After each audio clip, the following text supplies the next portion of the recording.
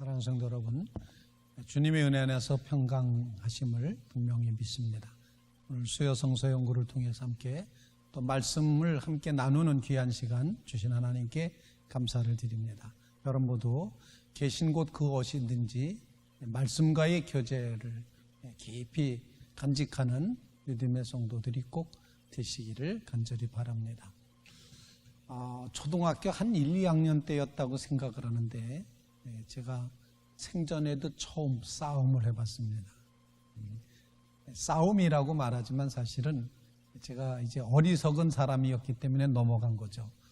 친구들이 자꾸 이렇게 말합니다. 저 5학년 형 너 이길 수 있어? 이길 수 있어? 저 형 약해. 너 싸우면 이길 수 있어. 자꾸 이러는 겁니다. 그러면서 한번 싸워봐 막 이래서 제가 1대1로 이제 저학년인 제가 이제 5학년 형하고 싸웠습니다.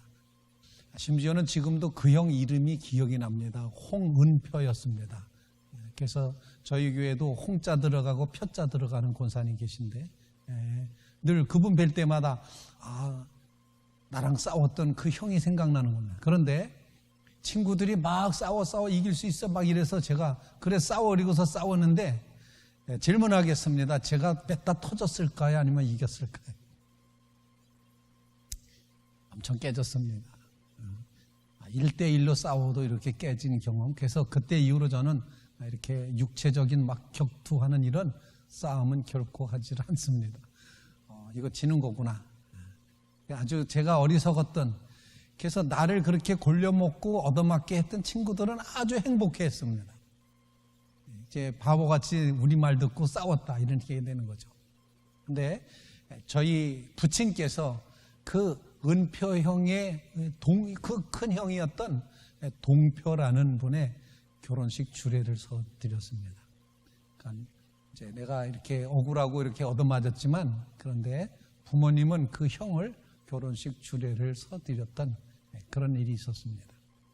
이렇게 1대1로 싸워도 어려운데 오늘 성경 말씀에 보면 850대 1로 싸우는 사람이 있습니다. 누구겠습니까? 바로 선지자 엘리야였습니다.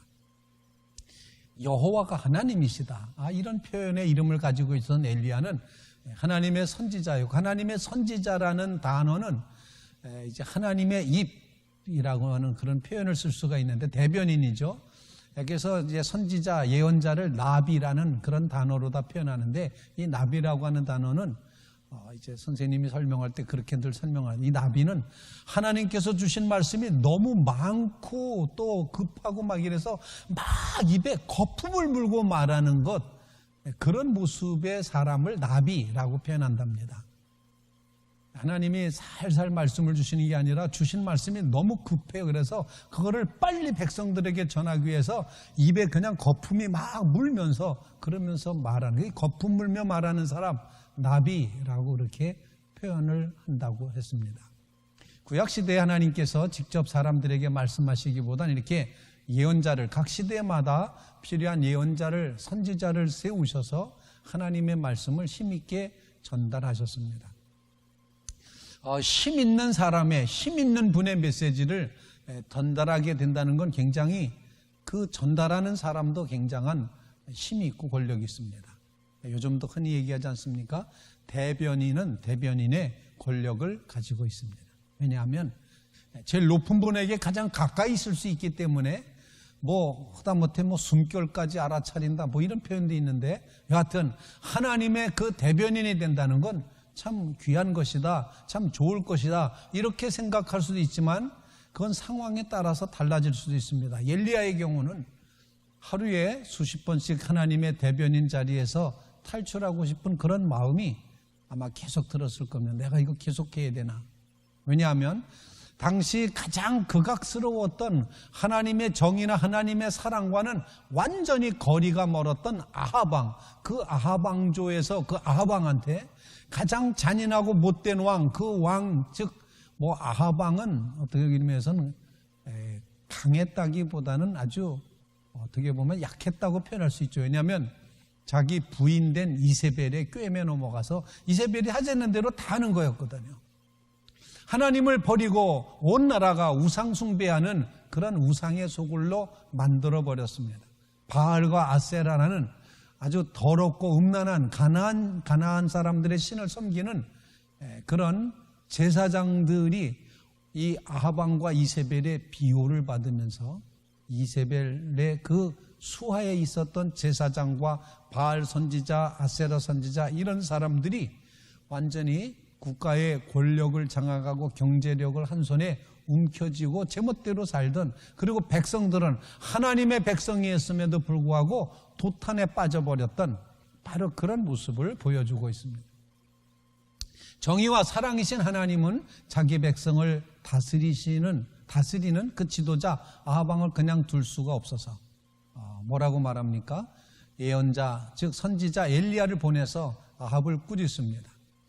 회개하지 않으면, 정신 차리지 않으면 3년 반 동안 비 안 온다라는 것이었습니다.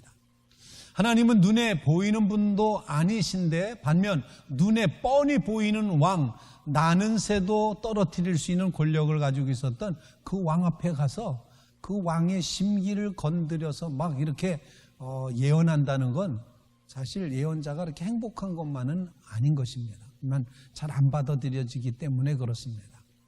하나님의 진리지만 진리를 전한다고 했을 때 그거를 듣는 아합 왕이 예 그렇습니까? 제가 회개하겠습니다. 이러면 좋을 텐데 전혀 그렇지 않다는 거죠.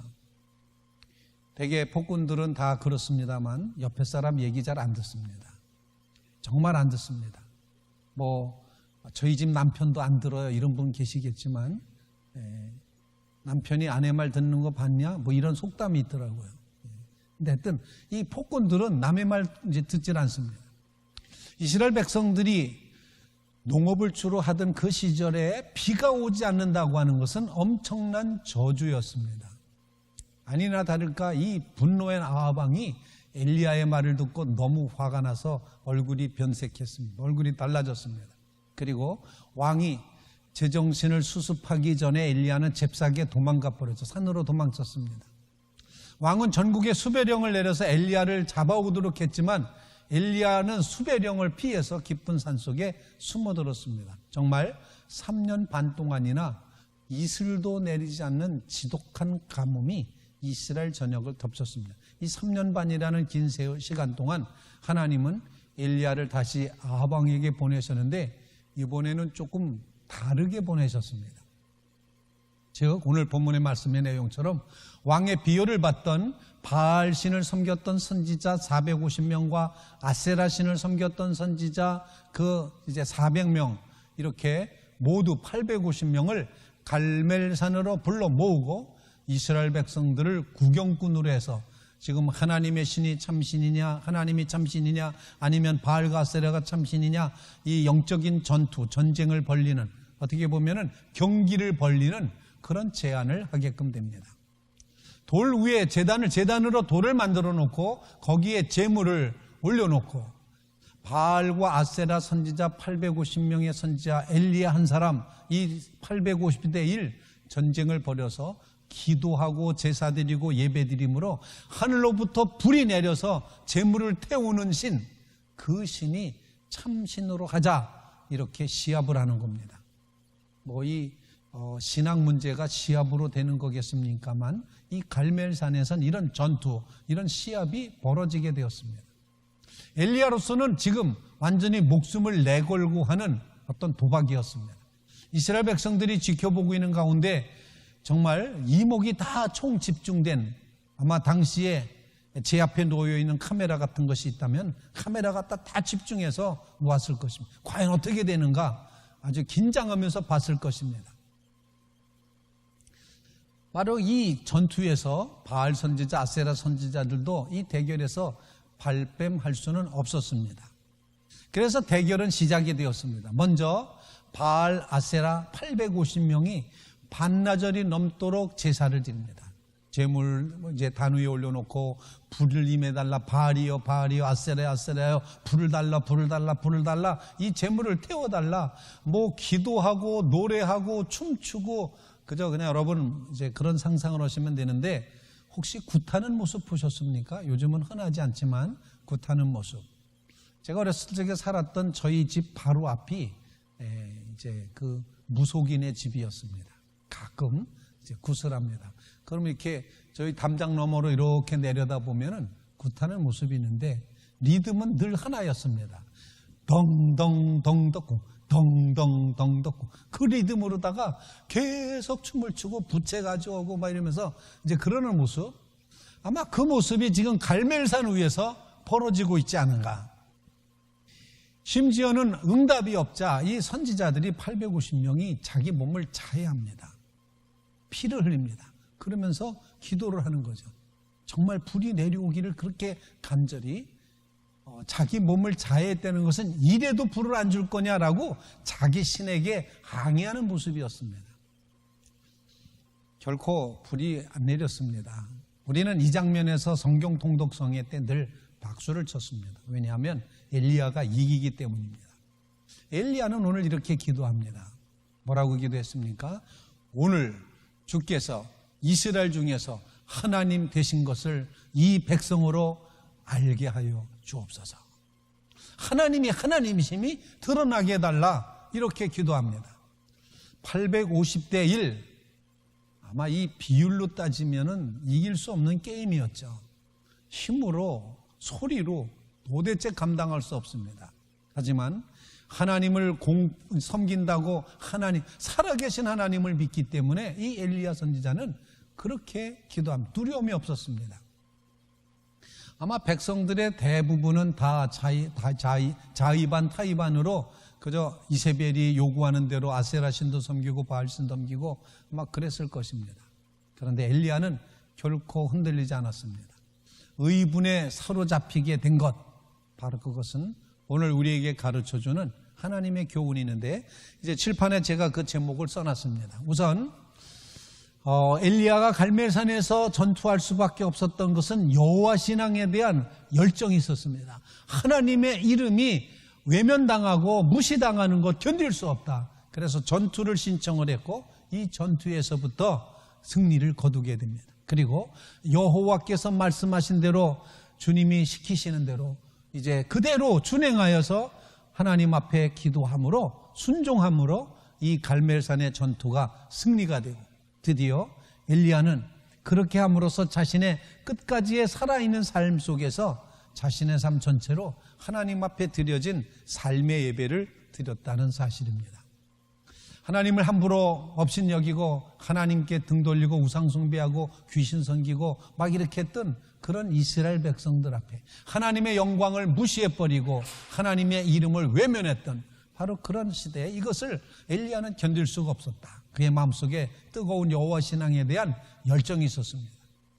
농사의 모든 것을 짓고 이제 목숨을 걸고 살아갔던 이스라엘 나라에 3년 반 동안 가뭄이라는 건 죽음과 같은 형벌이었습니다. 그런데 사랑의 하나님이 왜 이런 고통을 그들에게 허락하셨는가? 그것은 바로 그들이 이스라엘의 잘못된 지도자 아합과 이세벨의 그 잘못된 우상 숭배의 길을 걸어갔기 때문이었습니다. 바알은 남성신이었고 아세라는 여성신이었는데 이 신들은 몹시 그 제의적인 행위 자체가 음란하고 피를 좋아했습니다. 대단히 폭력적이고 전투적이었습니다. 그래서 바알과 아세라를 예배한다는 것은 제사라고 말하지만 제사가 아니라 음란한 행위를 일삼고 때로는 살아있는 사람을 죽여서 제물로 바치고 피를 드리는 그런 제사였습니다. 사람은 자기가 경배하는 존재를 닮아가게 되어 있다, 이렇게 표현하는데, 폭력적인 신을 섬기면 폭력적인 사람이 되고 부드럽고 온유한 신을 섬기면 부드럽고 온유한 사람이 된다, 이렇게 표현할 수 있습니다. 이렇게 음란하고 폭력적인 신들을 섬기면서 이스라엘 백성들은 말할 수 없는 타락의 길을 걸어가게 됐고 결국 심각한 국력 쇠퇴를 가져왔습니다. 온 나라에 폭력성이 만연했습니다. 싸움이 분분합니다. 음란 문화가 확산됩니다. 이것은 어느 날 갑자기 생긴 것이 아니었습니다. 거룩하신 하나님을 버린 결과였고, 폭력과 이 모든 피의 모습, 이런 것들은 그들이 이런 음란한 신을 추구했던 우상 숭배를 했던 결과였습니다. 폭력적이고 또 음란한 언어와 행동 뒤에는 반드시 악한 영의 세력이 자리를 잡고 있었습니다. 하나님도 안 믿지만 다른 신도 안 믿는다고 하는 사람은 자기도 모르는 사이에 어느 신인가를 섬기고 있고 자기가 섬기는 그 신에 의한 가치관을 가지고 살아가게 된다는 것입니다. 자, 북이스라엘 백성들은 바알은 곡식 풍요의 신이어서 바알 잘 섬기면 땅이 기름지고 하늘에서 비가 잘 내려서 농사 대풍이 이루어질 것이다 라고 믿었습니다. 아세라 신을 섬겼던 사람들은 정말 풍성한 생산이 이루어진다라고 생각을 해서 인생의 풍성함을 그들이 이제 이렇게 기대하면서 그렇게 우상을 섬겨갔었습니다. 하나님이 아는 다른 우상에게 생명의 근원인 비를 구하고 기대하는 것, 이스라엘 백성들의 잘못된 신앙은 이제 용납받을 수 없는 것이었다는 거죠. 그래서 3년 반 동안 가뭄을 내리셨다는 것입니다. 우리는 어떤 의미에서 배고프고 어렵고 힘들 때 정말 어려운 시절을 살아왔는데 지금 세대의 사람들이 그걸 잘 이제 잊어버리고 있지 않습니까? 배고프고 힘들면 라면 끓여 잡수시지 그랬어 이렇게 말하지 않습니까? 그런데 정말 이 황금만능주의의 문화에 물들어서 돈을 위해서면, 권력을 위해서라면, 명예를 위해서라면 그냥 마구 살아버리는 이런 풍조, 이것은 어떤 의미에서 영적인 깊은 세력이 우리 뒤에 우리를 조종하고 있는, 풍요만을 추구하고 있고 높아지는 것만을 추구하고 있고 있는 힘만을 추구하고 있는 이런 모습, 이것은 영적인 전투, 영적인 어떤 압제가 우리 속에 이루어졌다고 하는 것을 보여주고 있는 것입니다. 정말 풍요로운데 풍요롭습니까? 정말 넉넉해졌는데 넉넉한 것입니까? 오늘 이와 같은 위기 앞에 서서 다시 한번 하나님 앞에 우리의 심령의 옷깃을 여미면서, 가난했을 땐 그래도 순수했는데 부자가 되고 보니 때 묻었습니다, 이렇게 주님 앞에 회개하며 돌이키는 그런 역사가 있어야 된다는 것입니다. 우리나라 민족 정말 이 기독교 복음이 들어오기 전에는 많은 우상을 섬기던 민족이었습니다.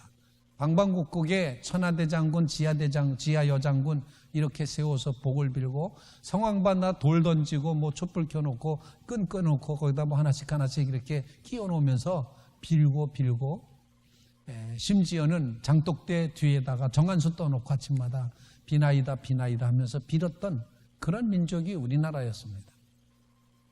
비는 이유는 단 한 가지였습니다. 이게 무당 종교, 무교의 가치관이었는데 부요와 장수 두 가지였습니다. 병 안 걸리고 자식 많이 낳게 해주시고 잘 먹고 잘 살게 해달라는 것, 그래서 만년 보릿고개를 면치 못했던 가난의 역사였고, 끝없는 부정부패 갈등의 역사, 시달린 고통의 역사, 그리고 아직도 우상에게 빌고 있었던 사람이 많았던 그 시절. 그런데 선지자들을 통해서, 선교사들을 통해서 이 나라 이 민족에게 하나님의 복음을 전하여 주셨습니다.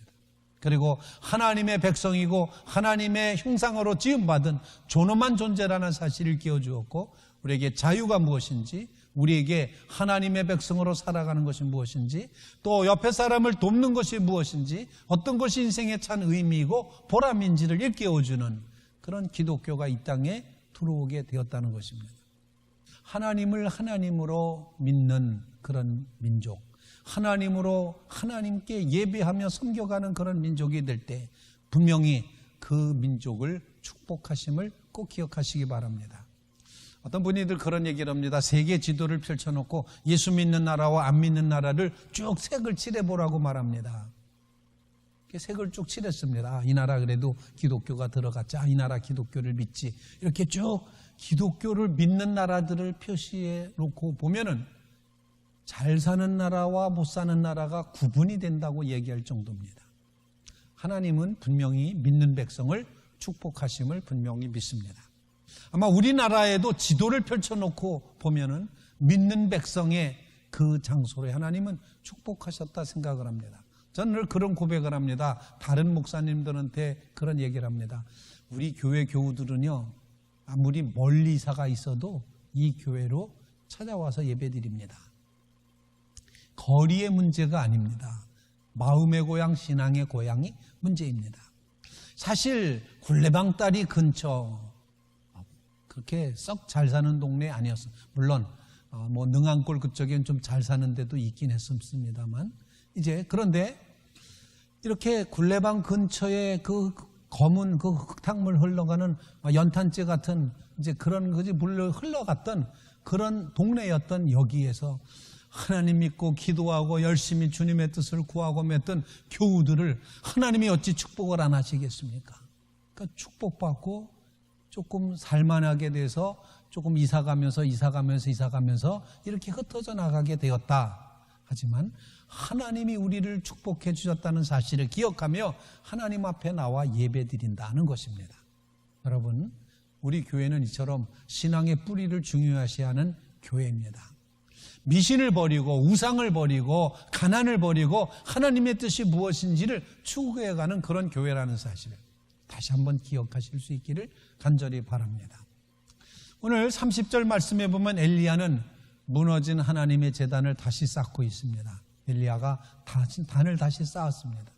하나님의 백성이라고 불렸던 그들이 그동안 얼마 동안 하나님을 무시했으면 예배의 장소가 제단이 다 무너져 버렸겠습니까? 그래서 다시 제단을 쌓습니다. 사람의 마음속에는 하나님 아니면 채울 수 없는 그런 공백이 있습니다. 우리의 영혼에는 하나님 아니고서는 채워지지 않는 어떤 공간이 있습니다. 어떤 자리가 있습니다. 그 자리에 하나님이 계셔야지만 우리 인생이 행복하고 힘있고 용기 있고 살아갈 의미가 발견된다는 것입니다. 아무리 평안해도 아무리 소유가 많아도 그 영혼의 빈자리는 하나님으로만 채워진다는 것. 그럼 꼭 기억하시기 바랍니다. 이게 신앙의 신비입니다. 다 가지고 있어도 그 빈자리에, 그 영혼의 자리에, 하나님 계셔야 될 자리에 하나님 안 계시면 우리의 삶은 의미가 없어집니다. 이게 사는 게 사는 건가? 이게 뭐지? 라고 질문하게 되는 것입니다. 살아도 사는 것 같지 않고 기뻐도 기쁜 것 같지 않고 있어도 있는 것 같지 않고 뭔가 비어 있다는 것을 경험하게 됩니다. 텅 빈 인생이 되는 겁니다. 사랑하는 성도 여러분, 그 자리에 하나님이 채워져야 된다는 사실 꼭 기억하시기를 간절히 바랍니다. 인생의 문제의 근원은 하나님과의 관계가 파괴되기 때문에 문제가 되는 것입니다. 태초에 인간은 하나님께서 모든 걸 다스리라고 권세를 주셨는데 죄를 지은 인간은 자연과 싸우면서 살았고 사람끼리 싸우고 또 이제 형제가 형제를 죽이고 그런 일들이 끊임없이 우리 속에 이어져 옴으로써 인류 최초의 살인 역사도 가인의 그 자신의 제사를 하나님이 받지 않은 데 대한 상처 때문에 생기지 않았습니까? 하나님과 원수된 인간은 점점 이제 하나님과 대적하는 상태, 돌이키는 상태, 외면하는 상태, 등지는 상태로 그러다 보니 부서지는 인생, 싸우는 인생, 망하는 인생으로 가버렸다는 겁니다. 해결 방법이 뭡니까? 하나님께로 돌아가야 된다는 것입니다. 그래서 12지파를 상징하는 12개의 돌을 가져다가 하나님 앞에 올바른 관계를 맺는 예배의 단을 고쳐 쌓은 엘리야의 모습을 보게끔 된다는 것입니다. 하나님과의 관계가 회복되면 민족이 하나 되고 마음들이 하나 되고 하나님의 백성으로 다시 거듭나게 된다는 사실을 보여주고 있습니다. 우리나라 이민족도 마찬가지입니다. 하나님 앞에 다시 한번 제단을 쌓고 하나님 앞에 무너진 제단을 다시 이제 세우고 평양에 무너진 제단, 원산에 무너진 제단들이 다시 쌓아지고 하나님 앞에 이 시대에 우리나라 이 백성들이 하나님 앞으로 제대로 돌아올 때 그때 하나님께서 이루시는 부흥의 바람, 통일의 바람, 화목의 바람이 일어나게 될 줄로 분명히 믿습니다. 하나님을 향한 열정의 마음, 하나님과의 관계를 회복해가는 주의 백성들이 다 되시기를 주님의 이름으로 축원을 드립니다. 자, 36절 말씀에 보면 엘리야는 자신이 하나님께서 자기에게 명령하신 것을 남김없이 다 순종하였음을 오늘 본문이 강조하고 있습니다. 내가 주의 종이 됨과 내가 주의 말씀대로 이 모든 일을 행하는 것을 오늘날 이 백성들이 아니 바알 선지자를 포함한 아세라 선지자 모든 사람 아니 아하방 이세벨까지를 포함해서 모든 사람이 내가 주님의 종된 것과 내가 주님의 말씀대로 한다는 것을 저들이 알게 해 주십시오. 오늘날 알게 하옵소서. 이렇게 고백하며 기도하고 있습니다. 여기에 중요한 원리, 그것은 바로 제가 두 번째로 말씀드린 것처럼 하나님은 우리의 예배를 받으시고 순종을 받으시는 분, 우리가 순종할 때 하나님의 역사가 일어난다는 사실 꼭 기억하시기를 간절히 바랍니다. 제가 늘 드리는 말씀입니다만 기독교 신론에는 신론이라고 하는 그 종교학에서는 세 가지 신론을 늘 말하고 있습니다. 다신론이 있습니다. 다신론, 신을 다 믿는 겁니다. 이건 다 신이다. 예를 들어서 문지방을 넘어갈 때도 문지방 신이 있다고 믿어요. 화장실에 가면 화장실에 신이, 제가 어렸을 적에 맨날 듣는 이야기가 귀신이 화장실 손이네, 내 손이야, 내 꺼내라 이랬다는 그런 얘기를 끊임없이 들으면서 컸었습니다. 다신론, 어딜 가든지 신이 있다. 산에 가면 산신이 있고, 바다에 가면 용왕신이 있고, 어디 가면 무슨 신이 있고, 하다못해 바위에도 신이 있고, 나무에도 신이 있고, 모든 신을 다 섬기기 위해서 애쓰는 것 다신론입니다. 그러다 보니 가치관에 그 내용이 흐트러져 있습니다. 이것도 만족시켜야 되고 저것도 만족시키고, 이게 복잡해요. 또 하나의 신론이 있는데 그것은 단일 신론입니다. 신은 많지만 그 중에 하나를 내가 믿겠다. 이게 단일 신론입니다. 부처님 믿어도 되고, 유교 공자를 믿어도 되고, 예수님 믿어도 되고, 또 소크라테스 믿어도 되고, 다 좋다. 그 중에 하나 내가 믿는 신은 이거다라고 선택했을 때 단일 신론이라고 표현을 합니다. 여기는 그래도 가치가 좀 하나로 중심이 됐죠. 한 신만 섬기니까. 그런데 문제는 다른 신도 인정 안 되는데 문제가 있습니다. 또 하나의 신론은 늘 말씀드린 것처럼 기독교와 유대교가 가지고 있는 것처럼 유일신 신앙입니다. 유일신. 다른 건 신이 아니라는 거예요. 이것만 신이다. 다신론이 유행했던 고대 헬라 사회에서 항해할 때 바다의 신 포세이돈 어드벤처라는 영화도 있지 않습니까? 포세이돈이 바다의 신이었습니다. 제사를 드렸고, 전쟁할 때는 전쟁의 신 아레스에게 제사를 드리고, 잔치하고 술 마시고 이럴 때는 술의 신 바카스에게 이제 제사를 드리고, 이런 식으로 그 신에게 뇌물을 주어서 신의 힘을 이용해서 내가 원하는 것을 취하려고 했던 태도가 다신론의 모습이었습니다. 다른 말로 표현하면은 신을 좀 부려먹는 겁니다. 내가 지금 전쟁터에 나가야 되니 아레스 신 나를 좀 도와다오. 그리고 내가 지금 항해를 바다에 나가서 배를 타고 건너가야 되는데 풍랑 만나지 않도록 포세이돈 신 좀 우리를 도와다오. 이렇게 이용해 먹는 것입니다. 어쩌면 이 시대의 많은 성도들 가운데서 우리도 역시 하나님을 내 맘대로 내 욕심대로 내 인생 계획 다 짜놓고 하나님 좀 이거 필요하시니까 오셔서 잠깐 좀 수고 좀 해주세요. 이렇게 심부름시키거나 일꾼으로 삼거나 그러고 있지 않은가. 이런 반성을 우리가 좀 해봐야 된다 생각을 합니다. 자신의 필요에 의해서 비롯된 것, 이용 가치가 있다고 생각돼서 믿는 것. 이거는 굉장히 단일신론적이고 다신론적인 그런 신앙의 모습입니다. 그런데 엘리야는 하나님을 결코 이런 식으로 함부로 대해서는 안 된다는 것을 보여주고, 하나님을 이용해 먹는 것이 아니라 하나님의 뜻에서 내가 순종함으로 하나님의 뜻을 이루어지도록 그렇게 한다는 그런 이제 원리를 우리에게 가르쳐주고 있습니다. 하나님은 하나님이시다. 우리 생각대로 함부로 해석하고 우리의 제한된 생각의 틀에 하나님을 가두어서는 결코 안 된다는 것입니다. 왜냐하면 그분이 주인이시기 때문에 그렇습니다. 하나님이 주인이십니다. 제가 이제 공부하면서도, 신학을 공부하면서도 늘 고민했던 부분이 그 부분입니다. 공부를 하다 보니까는 내가 주체가 아니라 하나님이 주체라는 거예요. 이게 기독교 신앙의 전통인데, 신학의 전통이고 신앙의 전통이고 교리의 전통인데 하나님이 주인이시래요. 그리고 나는 주체이신 그 주인 되신 하나님의 객체랍니다. 내가 주인 아닙니다. 나를 중심으로 세계가 돌아가는 것이 아니라 하나님을 중심에서 나를 포함한 온 세계가 돌아가고 있다. 이 사고방식을 바꾸는 게 얼마나 어려운지 모릅니다. 여러분의 삶의 중심이 하나님이신 것을 꼭 기억하고 하나님 중심으로 살아가시게 되기를 주님의 이름으로 축원을 드립니다. 자, 이렇게 하나님의 말씀에 따라 순종했던 엘리야, 내가 하나님의 종인 것과 내가 하나님의 말씀대로 순종하는 걸 알게 해 주십시오 라고 그렇게 고백을 했는데, 바로 이것이 오늘날에도 필요한 하나님의 말씀을 공부하는 것 이상으로 하나님의 말씀대로 살기 운동이 필요하다는 것입니다. 여러분, 말씀대로 꼭 살아가실 수 있기를 간절히 바랍니다. 이 말씀대로 사는 역사가 부흥의 역사였습니다.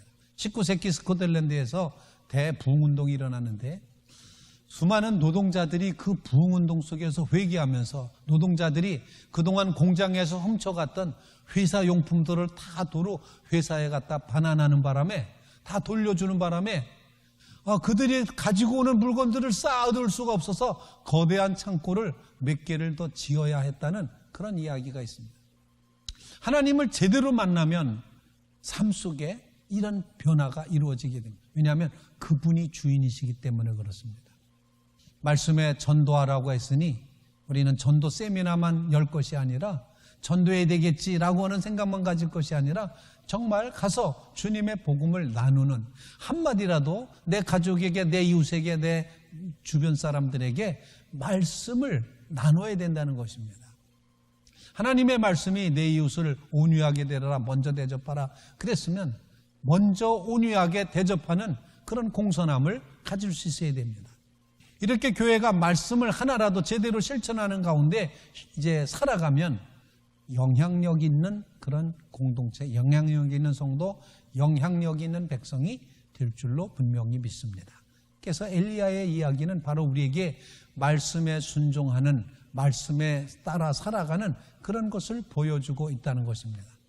이제 엘리야는 다시 큰 통 4개에다 물을 가득 담아서 단에 붓기를 3번이나 했습니다. 총 4, 3, 12, 12통의 물이 부어졌습니다.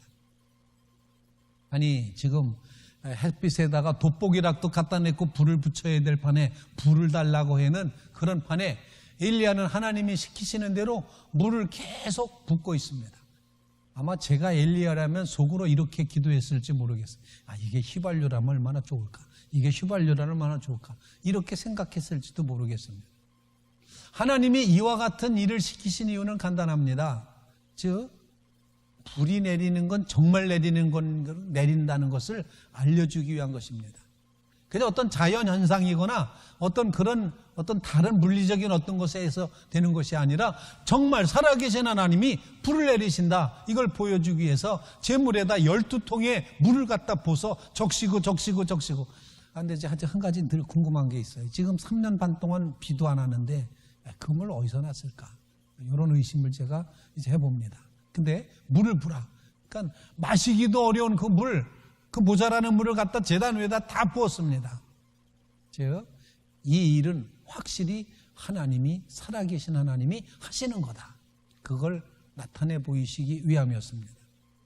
사실 인간들은 좀 연약한 존재죠. 간사합니다. 필요할 땐 하나님 그랬다가 좀 채워지면 언제 내가 하나님 찾았지? 이렇게 되는 게 사실 솔직한 인간의 심정입니다. 여러분, 정말 이게 우리의 연약한 모습 아닙니까?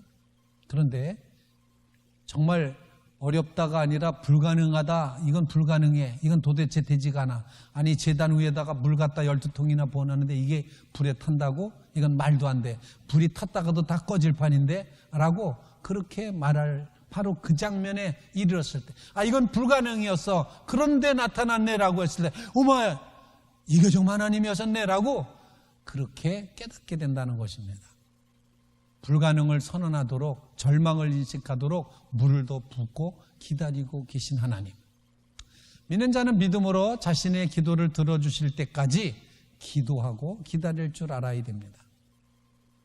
그러나 여호와께서 기다리시나니 이는 너희에게 은혜를 베풀려 하시며 일어나시나니 이는 너희를 긍휼히 여기려 하심이라. 대저 여호와는 공의의 하나님이시라. 무릇 그를 기다리는 자는 복이 있도다. 이렇게 성경 말씀 우리에게 가르쳐주고 있습니다.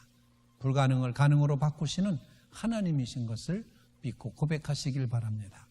사실 바알 선지자와 이제 아세라 선지자는 850명이 한나절을 기도했습니다. 그런데 엘리야는 몇 분 동안 기도했을까요? 아주 간단히 기도합니다. 하나님의 하나님 되심을 드러내 주십시오. 내가 주의 종인 것과 내가 주님의 말씀에 순종한다는 것을 이 백성들로 하여금 알게 해 주십시오. 짧은 기도가 끝나자마자 하나님의 불이 내려왔습니다. 할렐루야. 제단의 물과 제물을 순식간에 다 불태워버렸습니다. 반나절 넘게 미친 듯이 춤추고 자해하면서 기도했던 소용없었던 우상신의 선지자들과는 너무도 대조적입니다. 믿음은 이렇게 하나님의 영적인 그런 역사는 아주 간단한 데서, 단순한 데서 나타나게 돼 있습니다. 엘리야처럼 하나님 앞에 겸손히 엎드려 회개하고 자신을 정결하게 한 사람, 그런 사람이 한번 기도하면 그것이 능력이 됩니다. 의인의 기도는 간구하는 힘이 많으니라, 능력이 나타나니라. 여러분, 정말 순결한 마음으로 의인의 기도를 드림으로 하나님의 역사를 이루어가는 주의 성도들 꼭 되시기 바랍니다. 그리고 그 하나님의 능력이 한번 임하면 적대적이고 무관심했던 사람들도 결국 하나님을 인정할 수밖에 없게 됩니다. 39절 말씀에 이렇게 백성들이 고백을 합니다. 그는 하나님이시로다. 그는 하나님이시로다. 이렇게 고백합니다. 아, 그분이 하나님이시네. 이분이 참신이네. 하나님의 영광과 능력이 불로써 이 땅에 임하면 확실하고 분명하게, 그리고도 너무도 강력하게 역사를 뒤흔들고 진동시키고 있다는 것입니다. 하나님의 백성이라는 이스라엘 백성들이 하나님이 주시는 진리를 자기 편한 대로 막 생각하면서 함부로 살 때는 바로 그때 그 어려운 순간에 불이 임했습니다. 그런데 그들이 고백합니다. 우리 하나님은 소멸하는 불이심이라. 불태워버리는 주님이시다. 성경에서 이 불은 상징적인 의미를 늘 지니고 있는데 하나님의 능력과 임재, 이 두 가지를 의미했습니다. 불, 능력입니다. 불, 하나님의 임재입니다. 그리고 이 불이 이스라엘 백성들을 보호해 줬습니다. 애굽의 전차가 막 출애굽한 이스라엘 백성들을 쫓아왔지만 하나님의 불기둥이 그들 앞에 딱 막아섰기 때문에 더 이상 애굽 군대가 쫓아오지 못했습니다. 또 불기둥, 그 불은 나아갈 길을 안내하는 안내자였습니다. 어디로 가야 될지 모를 때 불이 인도합니다. 불이 딱, 구름과 불이 떠오르면서 움직이면 그 백성들이 사방을 알 수 없었던 사막을 헤맬 때 불기둥 따라 움직였습니다. 방향을 제시해 줬습니다. 불은 추위와 광야의 그 어둡고 습한 그 추웠던 거기에 이 불은 보호가 되어줬습니다. 안식처가 되어줬습니다. 하나님의 축복이고 기름 부으심입니다. 하나님의 사랑하셨던 솔로몬 왕이 즉위했을 때 하늘에서 불이 내려와서 제단의 제물을 불살랐던 그런 일이 있었습니다. 신약 성서 시대 때는 다락방에서, 오순절 다락방에서 120명의 성도들이 하나님을 향하여 간절히 기도했을 때 하늘에서 불같은 성령이 임하였습니다. 그것이 교회의 시작이 되었습니다. 이 악한 시대에서 우리를 새롭게 하시고 새롭게 정화시켜 주시고 새로운 능력을 부어주시고 하나님이 함께 하신다는 것을 보여주는 것이 바로 하나님의 불이라는 사실입니다. 오늘날 우리의 교회가 간절히 필요로 하는 것이 바로 하나님의 불입니다. 하나님, 우리에게도 불을 주시옵소서.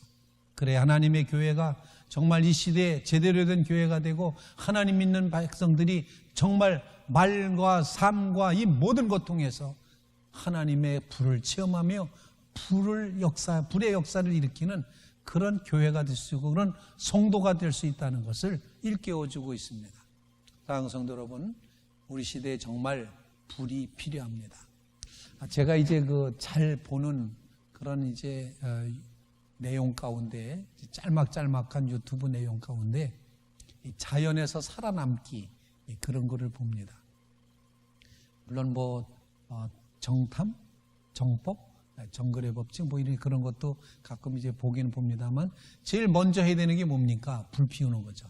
막 불 피우기 위해서 마찰을 일으키고 이렇게 무슨 스틸이라고 그러죠. 이렇게 딱 탁탁탁 하면서 불 켜고 막 이런 걸 하는데 이 불이 있어야 되는구나. 근데 중요한 건 불쏘시개가 필요하더라고요. 오늘 성경 공부에 참여한 여러분들은 하나님의 교회의 불쏘시개의 힘을 기억하시기 바랍니다. 불쏘시개, 아주 부드러운 야자나무 이제 껍질 살짝 이제 뜯어내가지고 아주 조그만 그 불쏘시개, 불씨, 그거를 거기다 대고 이제 파이어 스틸로다 탁탁탁탁 이렇게 하면은 이제 붙더라. 그러면 그걸 또 다른 저기로 싸가지고 불면서 막 이렇게 하면은 불이 확 붙는 그런 모습을 봤습니다. 여러분, 정말 이 혼란한 시대 가운데, 이 재난의 시대 가운데 여호와 하나님의 불이 이 시대에 우리의 심령에 먼저 임함으로 우리의 더러운 것, 거짓된 것 다 불태워 버리시고 우리가 살아가는 이 세상에 모든 타락한 것들, 거짓을 다 소멸시켜 버리시고 정말 하나님의 불로서 하나님의 원하시는 역사가 이루어지게 되기를 간절히 소원합니다. 하나님의 불이 임하면 우리 속에 있었던 모든 더럽고 죄악되고 부패한 것들이 사라지고 청소될 것입니다. 그래서 불은 정화작용을 일으킵니다. 쇠도 갖다 불에다 대면 거기 붙어있던 모든 불순물이 다 떨어져 나갑니다. 하나님이 불이 지나갈 때 무사할 수 없었던 모든 죄악된 것들이 다 사라지게 된다는 것입니다.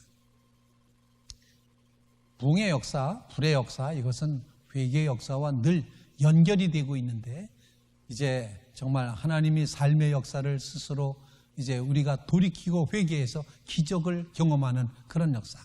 하나님의 불이 임할 때 가능하다 분명히 믿습니다. 하나님의 불이 이 땅, 우리 골목골목 길마다 무슨 길 주소에 그렇게 다 길로 표시되고 있는데 그 골목골목 길마다 하나님의 불이 임하게 됨으로써 이 땅에 추악한 역사들이 다 사라져버리고 거짓의 역사가 다 사라져버리고 하나님 화인 맞은 양심이 부패한 것들이 다 사라져버리고 태워져버리고 불이 지나간 자리에 반드시 하나님께서 주시는 놀라운 은혜의 비가 역사될 수 있기를 간절히 소원합니다. 오늘 본문도 이 갈멜산에 불의 역사가 있은 다음에 하나님께서 주시는 비의 역사가 또 있음을 보여주고 있습니다. 불이 하나님의 능력을 보여주었고 비는 하나님의 축복을 보여주고 있습니다. 불이 하나님의 정의로 이 땅에 실현했다면 비는 하나님의 은혜가 이 땅에 부어짐을 뜻하고 있습니다. 하나님은 정의의 하나님이기만 한 것이 아니라 은혜의 하나님이시기도 하다는 것, 용서의 하나님이기도 하시다는 것 우리에게 가르쳐주고 있습니다. 하나님의 능력이 임한 자리에, 정결함이 임한 자리에 하나님의 풍성한 은혜의 축복의 비가 내린다는 것, 비를 내리게 하는 열쇠, 바로 그것은 엘리야가 기도했기 때문입니다. 기도하고 사환을 시켜 물어봅니다. 비가 오냐? 아닙니다. 아직 아닙니다. 기도하고 또 묻습니다. 요만큼 구름 생겼습니다. 요만큼 커졌습니다. 요만큼 커졌습니다. 이렇게 계속 말하면서 비가 오게 되었다는 것입니다. 하나님의 능력이 이 땅에 임하는 것, 하나님의 정의가 이 땅에 이루어지는 것, 이 모든 것은 다 우리의 기도에 달려 있다는 것입니다. 하나님의 은혜와 축복이 부어지는 것, 이 또한 우리의 기도에 달려 있다는 사실입니다. 이런 이야기가 있더라고요. 2차 세계대전 때 40만 명에 가까운 영불연합, 즉 영국과 프랑스 연합군이 독일군과 싸우고 있는데 독일군에게 밀려 도보 해협을 건너서 영국으로 철수하려고 했을 때의 일이라고 하는 것입니다. 나치 독일 육해공군의 총력을 기울여서 이 철수 작전을 저지하려고 했지만 그 많은 병력이 도보 해협을 무사히 건넌다는 건 사실은 불가능한 일이었습니다. 그런데 작전 전날 영국의 모든 국민들이 교회로 달려가서 결사적으로 기도했습니다. 정말 결사적으로 철수 작전을 잘할 수 있도록 해달라고 기도했습니다. 그런데 다음 날 칠흑 같은 안개가 도보 해협을 덮었습니다. 그리고 예상을 몇 배 뛰어넘는 그런 소식에 이제 두려움을 느낀 히틀러가 공격 중지를 면함으로써 독일군은 한쪽만 공격했지 연합군은 기적적으로 모두가 다 무사히 탈출할 수 있었다. 그렇게 말합니다. 온 교회가 다 하나님 앞에 나가서 기도했을 때, 온 백성이 다 하나님 앞에 기도했을 때 국가의 위기, 전쟁의 위기에서부터 구원받았다는 이야기입니다. 어쨌든 엘리야의 기도 후 3년 반 만에 장대비 같은 억수 같은 비가 쏟아지기 시작을 합니다. 아방이 탄 마차는 갈멜산에서부터 이스라엘로 앞서 떠났는데 두 곳 사이의 거리가 한 25km 정도가 넘는다고 보여지는데 그런데 엘리야가 이상한 행동을 합니다. 허리를 졸라매고 그 빗속을 달리는데 그야말로 빗속으로 빗사이로 막 이런 사람이네요. 빗사이로 막 달려가는데 얼마나 빨리 달렸는지 왕이 탄 마차보다도 앞질러 갔습니다. 왕이 탄 마차니까 왕이 탄 마차를 이끄는 말은 아마 세상에서 제일 훌륭한 말이 그 앞에 있지 않았을까요? 그런데 그렇게 빠른 말보다도 더 빨리 달려갔다. 이거는 엘리야가 사람의 힘으로 뛴 것이 아니라 하나님의 능력이 그에게 임하였음을 보여주고 있는 것입니다. 뭐 축지법을 쓴 것도 아니고 하여튼 엘리야는 하나님의 능력의 사람으로 그 비를 뚫고 막 왕보다 먼저 갔던 것입니다. 3년 반 동안의 가뭄을 해결시키는 폭우에 환호하는 사람들 사이로 지나가는 왕의 마차보다도 앞서 달려가는 선지자 엘리야의 모습은 영화의 한 장면 같기도 합니다. 하나님의 힘으로 뛴 것은 좋은데 왜 뛰었을까? 잠깐 정신이 어떻게 흥분해서 그랬을까? 이 하나님의 엄청난 능력이 폭발하는 것을 목격한 사람들, 그들에게 이 하나님의 엄청난 능력, 정말 놀라운 능력을 체험한 사람이 축제의 달리기, 축복의 달리기, 축하의 달리기가 아니었을까? 그런 생각을 해봅니다. 아니, 인간의 힘으로는 불가능했던 850대 1의 이 영적인 전투에서 승리하게 하신 하나님, 3년 반 동안 묶여 있었던 하늘의 문, 그 문이 열려지고 해갈의 비를, 은혜의 비를, 축복의 비를 허락하시는 그 하나님 앞에 벅찬 감격으로 기쁨으로 찬양하며, 아마 엘리야는 할렐루야 소리 지르며 고함고함 지르며 비 사이를 막 뛰어갔을 것입니다. 온 세상 사람들아 들어라, 하나님만이 정말 신이시다. 하나님이 불을 내리셨다. 하나님이 비를 내리셨다. 하나님만이 이 민족의 주인이시다. 주목할 것은 악한 아합 왕이 이 사건을 두고도 회개하지 않더라는 겁니다. 사실 세상 바꾸는 거 참 쉽지 않습니다. 현실은 아직도 냉정하고 답답합니다. 이렇게 하나님의 놀라운 임재가 이루어졌고 영적인 전투에서 패배했음에도 불구하고 바알과 아세라 신이 패배했음에도 불구하고 아합 왕은 회개 안 했습니다. 놀랍지 않습니까? 이 정도 봤으면 회개해야 되는데, 엘리야는 기적의 하나님을 체험했는데 그는 가만히 있을 수 없어서 이렇게 빗속을 뚫고 달리는 그런 승리의 자축연을 벌이는 그런 자기 힘으로가 아닌 하나님 힘으로 그런 일을 감당했는데, 이게 바로 살아있는 그리스도인의 이제 감격이고 기쁨이고 놀라움이고 은혜고 행복인데, 그런데 아직도 회개하지 않은 세상, 아직도 회개하지 않은 왕 있더라는 겁니다.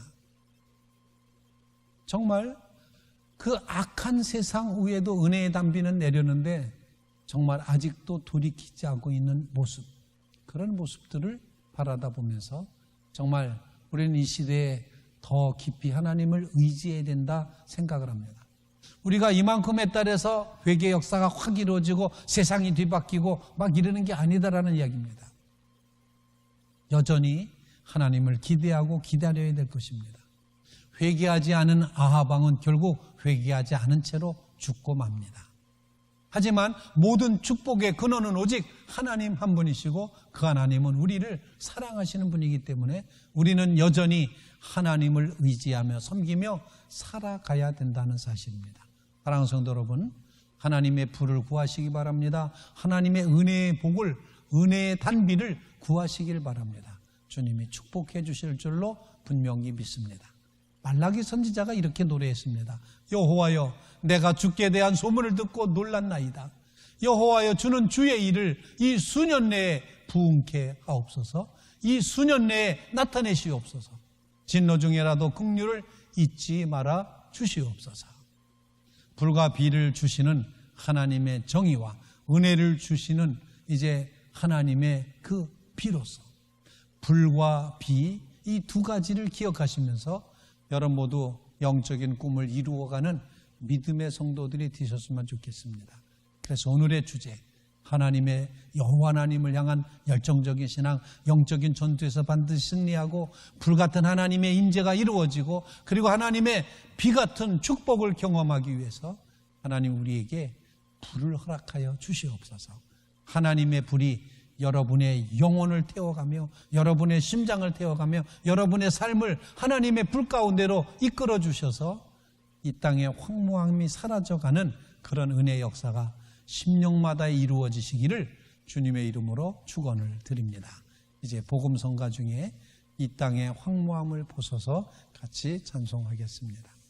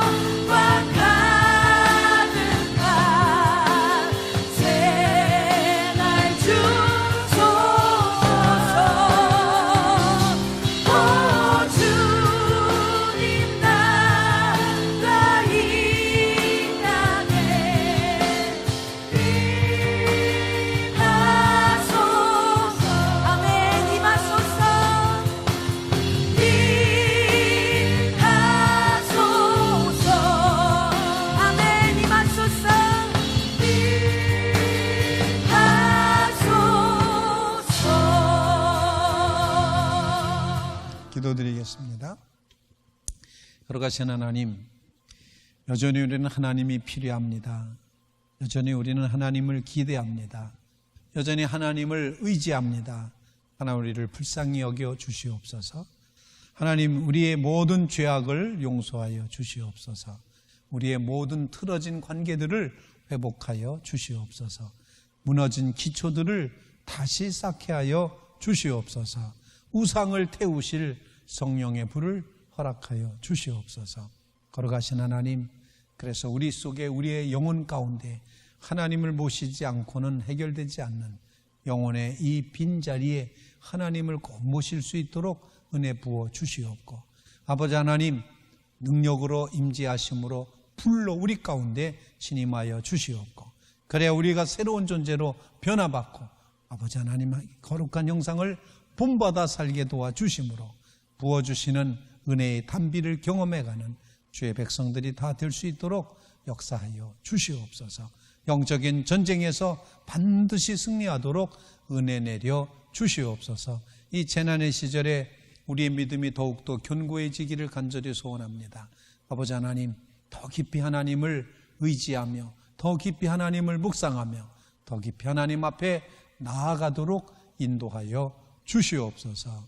이젠 우리를 죄악 가운데서 구원하신 예수 그리스도의 은혜와 하나님 아버지의 끝없으신 사랑하심과 성령의 교통하심이 오늘 심령을 들여 주님의 말씀 앞에 말씀과의 교제를 이룬 주의 사랑하는 성도들 가운데, 하나님의 자녀들 가운데 이제로부터 영원토록 함께 계시옵기를 간절히 축원하옵나이다.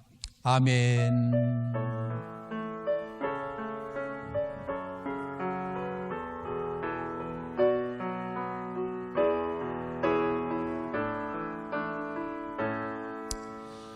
주님의 평화가 여러분과 함께 하시기 바랍니다. 주님의 평화가 여러분의 삶 속에 채워지실 줄로 믿습니다. 서로 성도의 교제를 나누시기 바랍니다. 혹시 혼자 계시다면 오른손과 왼손이 서로 악수하시면서 주님의 은혜 가운데 있습니다 고백하며 살아가시길 바랍니다. 저는 제 손주 녀석, 미국에 있는 손주랑 늘 독수리의 날개침이 올라간 같자 이렇게 인사를 합니다. 여러분도 독수리 날개침이 올라간 같으시기를 간절히 바랍니다. 마치겠습니다. 감사합니다.